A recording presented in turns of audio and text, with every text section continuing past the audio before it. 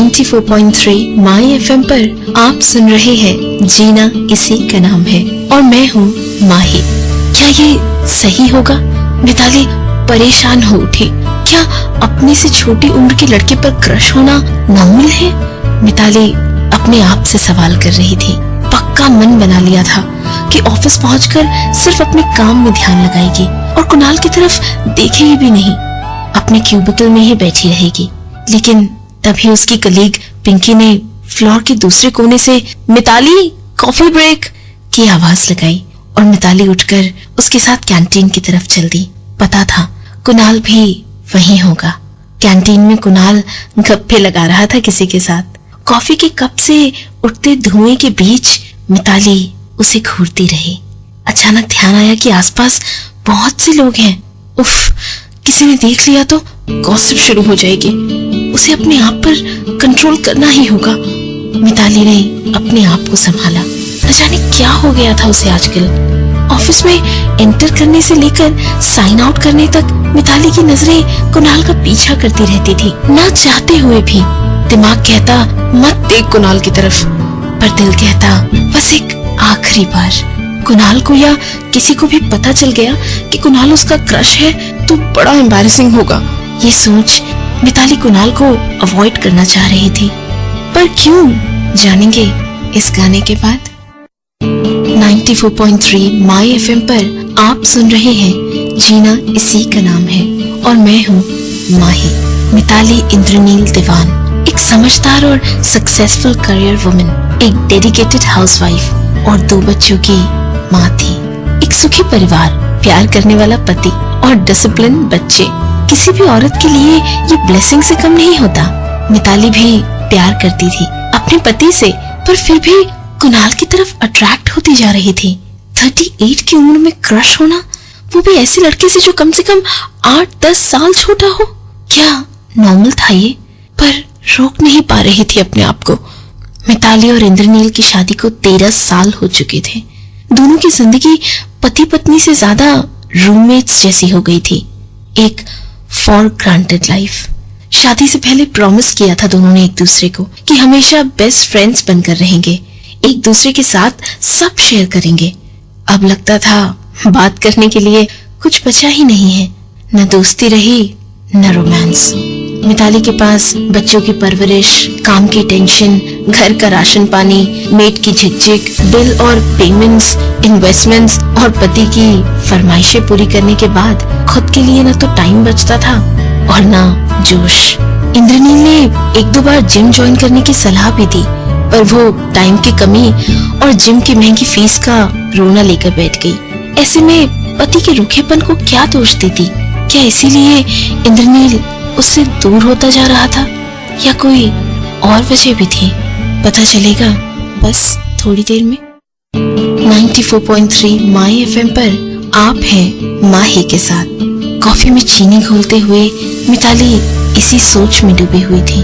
दूसरी टेबल पर ऑफिस का यंगर ग्रुप वीकेंड पर शॉपिंग और मूवी जाने का प्लान बना रहा था। कितनी हैपनिंग सोशल लाइफ है इनकी। और एक वो है ऑफिस और घर के बीच बिजी रहती है। कुणाल का ध्यान आते ही कंपेयर करने लगी अपने पति को कुणाल से। हमेशा बिजी, फोन या लैपटॉप पे और अनकंसर्न्ड।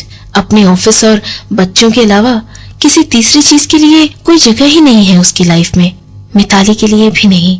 और कुणाल आज की जनरेशन का हैंडसम लड़का, ऑफिस का नया डूड, पॉपुलर और सभी लड़कियों की आई कैंडी। लड़कियां भी मौके ढूंढती थी उससे बात करने के लिए। अगर ये सीट खाली है तो क्या मैं आपके साथ कॉफी पी सकता हूँ? कॉफी का मग लिए कुणाल उसके सामने खड़ा था।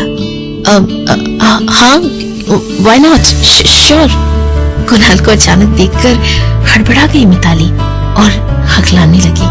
अपनी उम्र के दोस्तों को छोड़ कुणाल उसके साथ कॉफी पीना चाहता है। ये सोचकर खुशी से उसके गाल गुलाबी हो गए। सरप्राइज्ड थी वो और बहुत ज्यादा कॉन्शियस भी। कुणाल के साथ मॉर्निंग कॉफी की महक शाम तक बरकरार रही और घर पहुंचते ही क्या हुआ, जानिए कुछ देर में। 94.3 माई एफएम पर जीना इसी का नाम है में आप हैं माही के साथ। घर पहुंचते ही इंद्रनील ने ऑर्डर दे दिया, कॉन्फ्रेंस के लिए आउट ऑफ चंडीगढ़ जाना है 1 वीक के लिए, मेरा बैग पैक कर देना एंड ओनली फॉर्मल्स, और हाँ पिछली बार की तरह बाथरूम स्लीपर्स रखना मत भूल जाना। दिन भर जो 7वें आसमान पे उड़ रही थी मिताली एकदम से धरती पर आ गिरी। अगले दिन ऑफिस की कैंटीन में कुणाल ने लंच भी मिताली के साथ ही किया। मिताली और कुणाल की दोस्ती धीरे धीरे बढ़ रही थी। अब तो कॉफी पीने ऑफिस के बाहर भी जाने लगे। कुणाल को और लड़कियों के मुकाबले मिताली में ज्यादा इंटरेस्ट था। ये बात मिताली से छुपी नहीं थी, वो भी कहाँ मना कर पाती थी उसकी रिक्वेस्ट, क्योंकि वो सुनता था उसकी बातें, उसे हंसाता था। पुराने शौक जिन्हें बहुत पहले बहुत पीछे छोड़ आई थी वो उन्हें कुणाल दोबारा जीने का मौका दे रहा था उसे। पोइट्री कॉमन हॉबी थी दोनों की, सो बुक्स एक्सचेंज करने लगे। याद नहीं कि आखिरी बार कब इंद्रनील ने उसे पास बिठाकर गप्पे लगाई थी या उसे कॉम्प्लीमेंट दिया था, पर कुणाल वो तो रोज कॉम्प्लीमेंट देता था। यही दोस्ती बातें यही तो थी जिन्हें वो इंद्रनील से करने के लिए तरस जाती थी। ऐसा नहीं कि वो पूरी तरह से इंद्रनील को भी दोषी ठहराती थी इसके लिए, पर जब भी बात हो तो बिल्स, बच्चे, पीटीए, इसके अलावा कुछ और ख्याल ही नहीं आता था। पर कुणाल के साथ वो बिल्कुल अलग ही मिताली बन जाती। पर क्या होगा इस दोस्ती का असर मिताली और इंद्रनील के रिश्ते पर, जानिए कुछ देर में। 94.3 माही एफएम पर आप है माही के साथ।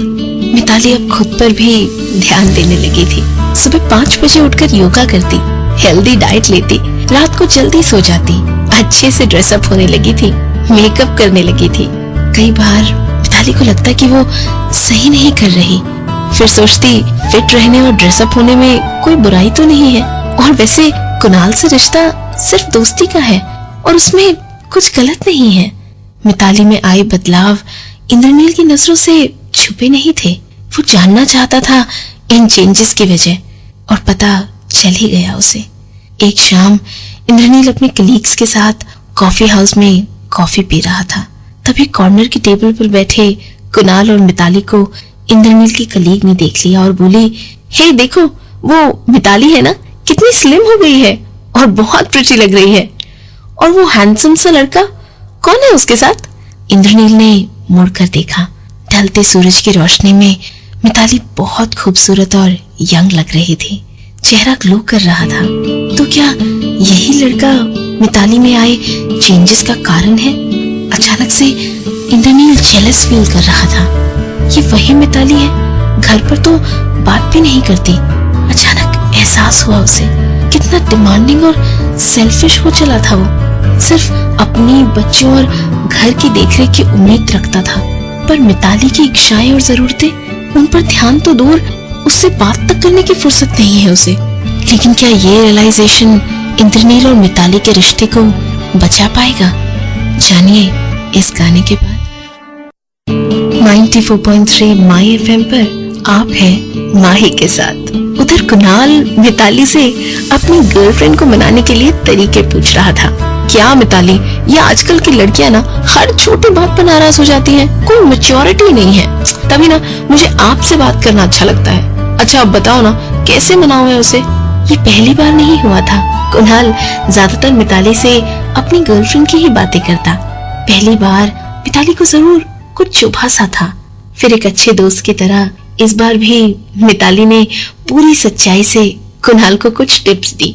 वो उसका अच्छा दोस्त जो था। मिताली देर शाम घर पहुंची। बच्चे गर्मियों की छुट्टियां मनाने नानी के घर गए थे, सो घर में अजीब सी शांति थी। अचानक इंद्रनील ने पीछे से मिताली को बाहों में ले लिया और पूछा, क्या मैं अपनी सुंदर सी बीवी को एक रोमांटिक डिनर पर ले जा सकता हूँ? मिताली को तो यकीन ही नहीं हुआ। पलटकर इंद्रनील की आंखों में देखा और बेहद सरप्राइज्ड होकर पूछा, आज क्या है? आज से एक नई शुरुआत है। मिताली को चुप देखकर धीरे से बोला, प्लीज मिताली, एक चांस। होटल की पूल साइड टेबल पर कैंडल लाइट डिनर करते हुए मिताली और इंद्रनील ने जी भर की बातें की, सिर्फ एक दूसरे के बारे में। गुस्सा निकाला, शिकायतें की और सालों की कसर निकाल दी। दोनों डिनर के बाद कार की तरफ बढ़ रहे थे कि मिताली के फोन पे कुणाल का नंबर फ्लैश हुआ। इंद्रनील ने भी देखा और जल्दी जल्दी कार की तरफ बढ़ गया। मिताली ने फोन उठाया तो कुणाल उसे थैंक्स कह रहा था। आपने जो कहा था उसकी वजह से रिया और मेरा झगड़ा खत्म हो गया है। You are great Mitali. पर मिताली ने भी जब कुणाल को थैंक्स कहा तो उसे समझ नहीं आया कि मिताली किस बात के लिए थैंक्स कह रही थी। इंद्रनील कार स्टार्ट करके मिताली का इंतजार कर रहा था। मिताली बात करते करते आकर सीट पर बैठ गई। कुणाल ने उससे कहा, तो कल ऑफिस के बाद मैं आपको कॉफी पे ले जाऊंगा।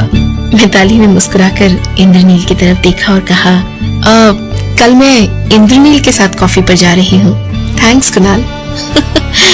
कुणाल तो अब भी सोच रहा है कि मिताली बार बार उसे थैंक्स क्यों कह रही थी।